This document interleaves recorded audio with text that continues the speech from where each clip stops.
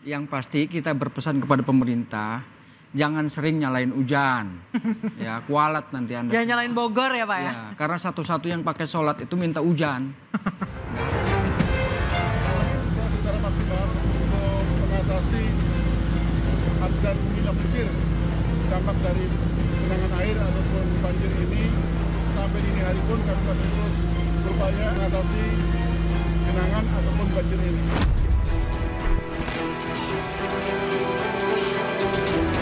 Udah 5 tahun lalu hampir begini lah kita kenal. Ini air mati apa mati ya udah segini kayak udah terbiasa gitu. Kemarin masih ketek, lagi 2 hari, sehari 2 hari tuh ketek. Sekarang udah 3 hari ya.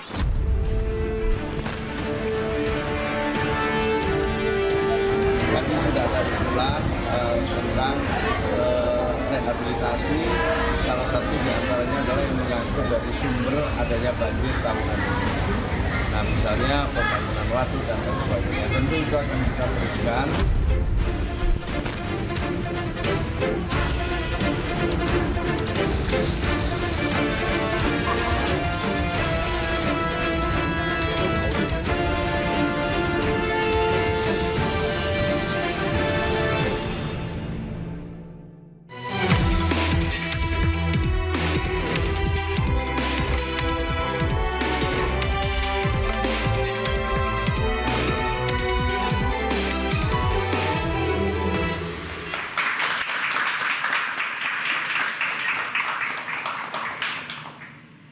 Pemirsa, banjir masih menjadi momok bagi warga Jakarta di kala musim hujan. Air merendam belasan titik dan sejumlah ruas jalan membuat ribuan warga DKI Jakarta mengungsi. Persoalan banjir dianggap sebagai benang kusut yang sulit untuk terurai. Dan di sisi lainnya, pemirsa, sebagai provinsi dengan APBD terbesar, Jakarta memiliki anggaran penanganan banjir yang fantastis mencapai 6,06 triliun rupiah di tahun 2025 ini. Lantas apa langkah efektif yang harus dilakukan supaya banjir bisa cepat diatasi? Bersama saya Anisha Dasuki. Dan saya Aryo Ardi, inilah interupsi Banjir Jakarta mau sampai kapan? Sudah ada narasumber yang bergabung bersama kami. Saat ini masih 3, tapi nanti masih ada 2 narasumber lagi di sebelah kanan saya. Ada Ciko Hakim, Koordinator Komunikasi Tim Transisi Pramrano. Selamat malam Bang Ciko. Selamat malam Bang Ciko. Malam semua, Assalamualaikum. Dan Waalaikumsalam warahmatullahi wabarakatuh. Dan ada Pak Henry, Sekdis SDA DKI Jakarta. Selamat malam Pak Henry. Dan di sebelah kiri saya baru ada 1 tamu, nanti kita masih menunggu 2 orang tamu lagi. Ada Bang Ali Lubis, anggota DPRD Komisi D DKI Jakarta dari fraksi Gerindra. Selamat malam. Selamat malam Mas Aryo, Bang Ali. Mbak Nisa. Selamat malam. Waalaikumsalam warahmatullahi wabarakatuh. Dan di floor sudah ada mahasiswa dari UPI YAI Jakarta. Selamat malam. Terima kasih sudah bergabung bersama kami. Kita ke Pak Henry. Kita sengaja mengundang Pak Henry malam hari ini untuk mengetahui secara pasti sebenarnya apa yang terjadi di Jakarta beberapa hari belakangan ini. Dan yang paling sibuk tentunya beberapa hari terakhir. Betul. Silakan Anissa. Pak Henry, kemarin dari laporan teman-teman kami di lapangan, banyak pompa yang rusak Pak.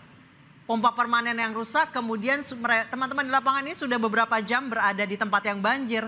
Portable belum juga datang. Kok bisa Pak? Mungkin saya cerita sedikit kemarin ya, kondisi DKI Jakarta. Ini memang kondisi DKI Jakarta ini dari topografinya itu kan DKI ini kalau banjir ada dari hulu, hujan lokal maupun dari laut. Ya. Nah, kalau di hulu kita program kita membangun waduk-waduk retensi. Kalau di lokal atau DKI Jakartanya sendiri itu kita membenahi pembangunan polder, membenahi kali-kali yang dari laut atau rop itu kita memasang tanggul yang namanya NCCD. Nah kemarin terjadi banjir itu memang ini di luar dugaan kita Pak, karena banjir itu sampai mencapai 368 mililiter. Bukankah dari BMKG sudah ada peringatan Pak Henry? Sudah peringatan dini Pak? Ya memang jadi 368 mm ini curah hujan yang ada di data kita. Itu di atas normal ya maksudnya ya? Bukan, data-data itu termasuk ekstrim Pak. Oke. Sedangkan drainase kita, sistem kita itu cuman mampu 100 sampai 150 mm. Jadi memang itu melebihi kapasitas dari kemampuan sarana prasarana pengendalian banjir kita. Nah dengan itu memang kejadian yang kemarin itu mengakibatkan overkapasitas sehingga air melimpah dan tidak bisa tertampung mengalir ke saluran makronya. Apakah sebelumnya BMKG sudah memberikan peringatan kepada Pemda DKI Jakarta, Pak Hendri? Nah, BMKG memang selalu memperingatkan, cuman kemarin itu memang BMKG memberikan peringatan tidak jauh hari, karena kan namanya forecast prediksi itu kan tidak sebulan atau seminggu kemudian. Memang DKI juga kalau nggak salah bulan Januari awal atau Desember itu memang BBBD khususnya telah melakukan modifikasi cuaca, Pak. Itu Desember akhir seingat saya. Ya, Jelang Desember pergantian tahun. saya lupa. Ya, sekitar itu udah kalau nggak salah tiga kali deh. Ngadakan modifikasi cuaca, tujuannya untuk curah hujan supaya tidak jatuh di DKI Jakarta. Nah, kemarin itu memang curah hujannya cukup tinggi, Pak. Ini kejadian waktu tahun 2020. 2020 pun curah hujannya sampai 377. Ya. Itu banjir yang cukup besar. Nah, sekarang terulang 368 mm. Oke, jadi artinya ada dua masalah besar. Satu dari BMKG forecast atau perakiran cuacanya terlambat. Satu lagi memang tidak ada kuota ataupun tempat penampungannya tidak bisa menampung curah hujan yang begitu ekstrim seperti itu. Jadi saya nggak bisa mengatakan BMKG terlambat, Pak. Cuman yang jelas dengan curah hujan sebesar itu kapasitas drainase kita tidak bisa menampung air sebanyak itu. Pak Henry, kejadian seperti ini bahkan lebih ekstrim terjadi di tahun 2020. Karena memang di tahun 2025 ini kan laninanya lemah ya. Di 2020 itu moderat. Jadi sebenarnya lebih parah di 2020. Tidakkah Pemprov DKI belajar dari yang terjadi di tahun 2020, memang drainasenya nggak cukup, curah hujannya tinggi, sedimentasi sungai kali, kemudian rob dan lain sebagainya. Dan anomali cuaca bisa terjadi kapanpun, global warming. Jadi gini, kita dalam merencanakan suatu drainase itu memang kita bisa sih mencapai drainase sampai 400, 300, nanti semua jalan jadi drainase semua. Jadi kita memang ada drainase kita yang tersedia sekarang itu antara 100 sampai 150. Nah, itu yang ada. Jadi kenapa kita mengantisipasi? Kita tetap mengantisipasi, kita meningkatkan sarana dan prasarana pengendali banjir kita, Bu. Kita mengoptimalkan pompa kita, mengoptimalkan drainase saluran kita. Tapi laporan dari teman-teman kemarin katanya pompa banyak yang rusak, Pak. Kalau saya sih banyak enggak, Bu. Jadi yang jelas memang mungkin ada posisinya pompa mobil mungkin ada. Jadi kadang-kadang itu, Bu, terjadi pada saat musim hujan deras, pompa itu kan kadang-kadang ada kelemahan juga. Kelemahannya kalau sampah nyangkut berarti kan rusak. Justru pada saat titik itu sampah banyak ngalir, bisa aja nanti pompa kita rusak. Baik, sudah ada dua narasumber kami yang juga ikut bergabung. Ada Pak Mukri Friyatna, Deputi Eksternal Eksekutif Nasional Walhi. Pak Mukri, silakan di sini. Mas Mukri. Silakan Mas Mukri. Dan satu lagi ada JJ Rizal, sejarawan, silakan. Saya ke Bang Ali Lubis dulu. Bang Ali sebagai anggota Komisi D yang salah satunya membidangi masalah SDA, sumber daya air. Anda melihatnya apakah ada keterlambatan antisipasi dari Pemda DKI dalam masalah curah hujan sehingga menyebabkan banjir terjadi di 34 titik beberapa hari belakangan ini? Ya, saya mungkin salah satu orang yang sering ngomong di media dan sering mengingatkan juga kepada pihak SDA khususnya ketika ada warning, peringatan dari BMKG. Saya selalu bilang, saya langsung, kita anggota Dewan itu ada grup sama beberapa. Ada WA grup maksudnya? Ya, sama kepala dinas, jadi kadang-kadang kita tektok di situ. Saya selalu bilang, memang satu, pastikan pompa itu bekerja. Yang kedua, tadi disebutkan pompa mobile. Yang ketiga, kalau daerah banjir itu kita juga menyampaikan agar toilet portable juga disiapkan. Itu kan kalau udah jadi banjir kan pasti kan susah tuh, Pak.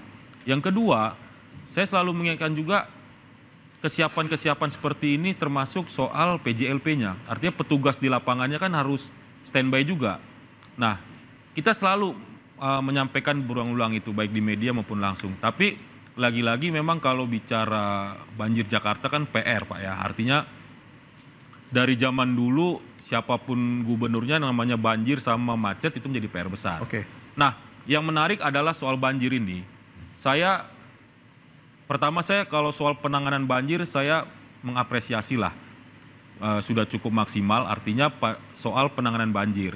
Tapi sangat saya sayangkan ketika saya melihat kok tidak ada konsepnya pencegahan. Saya melihat, mohon maaf, sumber daya air itu, saya melihatnya itu kalau ada masalah baru dikerjakan. Contoh kayak penanganan banjir. banjir dulu baru semua di standby kan. Oke, artinya di banjir tanggal 26 Januari kemarin itu harusnya bisa dicegah, menurut Anda seperti itu? Harusnya. Oke. Makanya saya bilang tadi, kalau soal penanganan mungkin kita bisa lihat di media, dulu misalnya berapa hari tenggelam, sekarang sudah mulai lebih cepat. Itu kan dari penanganannya saja. Seharusnya kalau kita bicara Jakarta, mudah-mudahan nanti saya juga ngasih pesan kepada gubernur yang baru, coba deh konsepnya itu dirubah jadi pencegahan. Pencegahan itu misalnya gini, sumber air di Jakarta kalau banjir itu kan ada 3. Tadi kalau di pesisir barat, berarti air rob, arti naik tinggian air. Laut, ya. Air laut. Kalau dia dari sungai-sungai Ciliwung segala macam, berarti kan dari Katulampa Bogor, sama curah hujan. Nah, ini kan harus ada konsepnya Pak. Misalnya kalau di pesisir utara sering rob, apa sih bentuk pencegahannya, mitigasinya? Dan selama ini berarti Anda melihat dari gubernur ke gubernur tidak punya pelaksanaan ataupun evaluasi ataupun pencegahan yang mumpuni untuk mencegah banjir? Saya melihat lebih kepada penanganan. Saya ke Pak Mukri. Pak Mukri, Anda melihatnya kerusakan di lingkungan di Jakarta yang paling menyebabkan banjir yang paling utama perlu diperbaiki apanya? Ya, sebelum saya menjawab itu ya, yang pasti kita berpesan kepada pemerintah, jangan sering nyalain hujan, ya kualat nanti Anda. Jangan nyalain Bogor ya Pak ya? Karena satu-satu yang pakai sholat itu minta hujan, nggak ada sholat minta panas. Oke. Terus menjawab persoalan yang tadi, nah ini kan dalam konteks keseimbangan lingkungan ya, karena basis kita adalah lingkungan. Satu yang belum berkembang itu adalah terkait dengan kecukupan ruang terbuka hijau kita. Masih pada kisaran angka 11 dan 13%. Kalau yang lain Pemda DKI itu luar biasa sudah siap.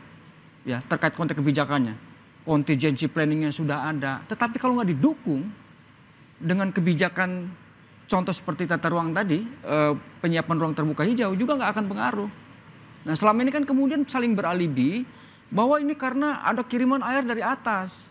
Ya di mana-mana juga yang namanya hujan tuh dari langit. Kalau dari bawah sumur namanya kan.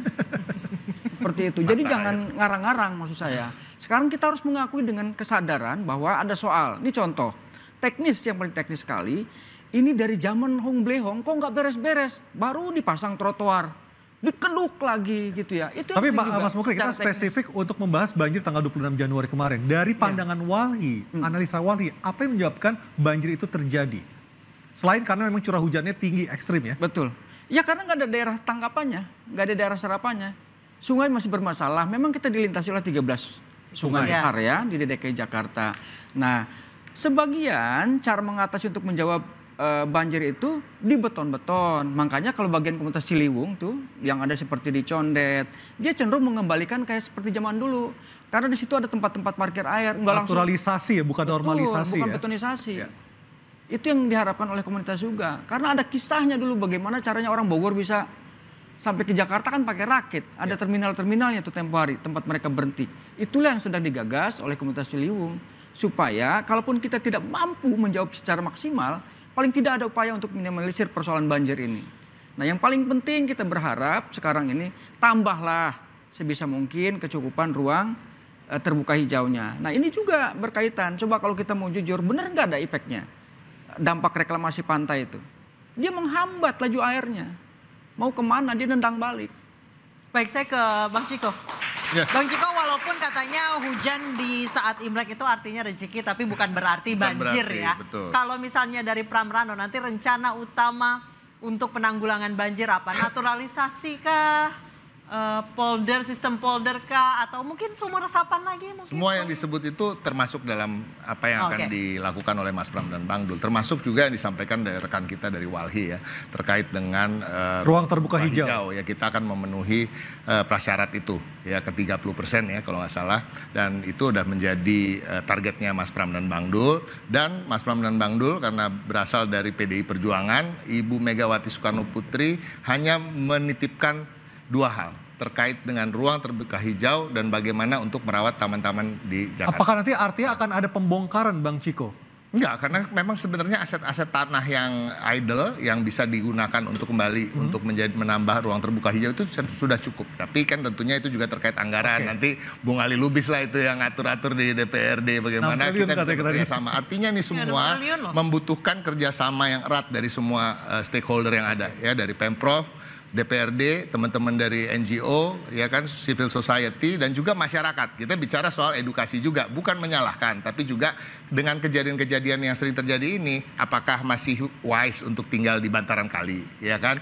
Apakah masih wise untuk tinggal di tempat-tempat yang tidak sepatutnya menjadikan tempat tinggal. Dan itu juga harus dipikirkan, apakah masih mau hidup seperti orang-orang yang kurang beradab dengan membuang sampah sembarangan tadi. Nah, terkait dengan pompa ya, saya bukan bermaksud membela gitu, tetapi yang kita ketahui memang pompa ini kan nggak bisa nyala 24 jam. Jadi kadang-kadang masyarakat juga ketika melihat pompanya mati, dia pikir rusak, padahal itu sedang istirahat karena mesinnya itu panas. Nah, tapi ada kritik juga terkait dengan kepada Dinas Sumber Daya Air dan Pemprov, sebenarnya bukan kritik lah.